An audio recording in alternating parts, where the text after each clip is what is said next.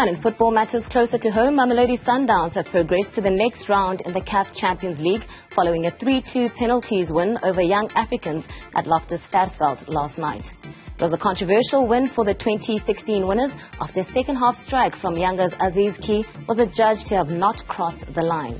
Newzroom Afrika's Vuyo Macoba was at the match and filed this report.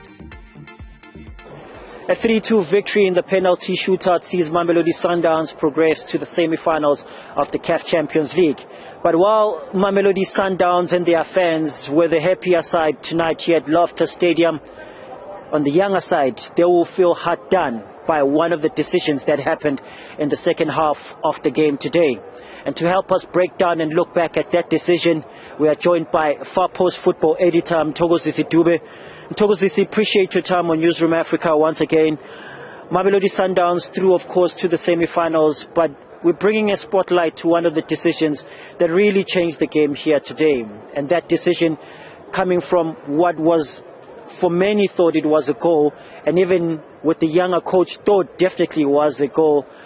Stefan Aziz, maybe let's go back to that moment where there could have been a possibility that even the referee could have gone, further than what would have heard in the ear of the VAR team. Yeah, I think that was a bit of a controversial decision.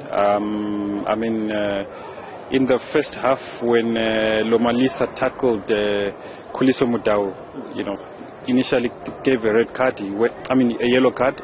He went and checked and was satisfied with his decision to give a yellow card. The second half, that Aziz key strike, I think when I've looked at the video of the goal, on TV, and it does look like the ball crossed entirely.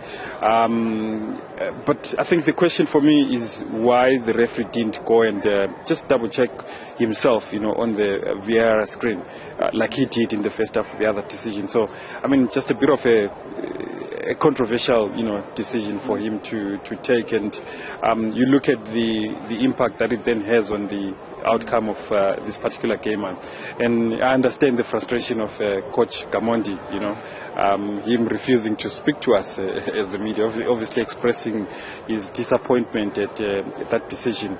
I really feel VAR should make things, better from a refereeing point of view, but we didn't see that happening today. So really, I think African football, quality refereeing there shouldn't be any compromise when it comes to quality refereeing, and VAR must be put to good use, like we saw at the AFCON. I'm sure young Africans would really feel hard done by that decision today. And as you mentioned, Gamondi in the press conference, he only responded just to one question where we really saw his frustration.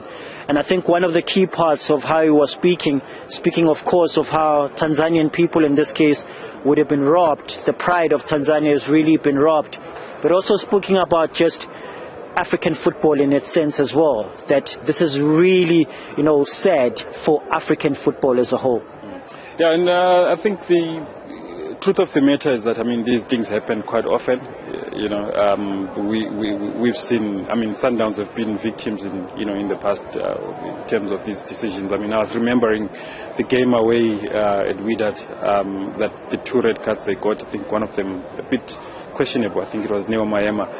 So yeah, these things do happen in the Champions League, but look, we must read, of these things. The standard of refereeing must go high, because African football can only be sellable to the corporate if the standard of refereeing, the standard of play is all high. So it's a bit concerning when these things keep happening.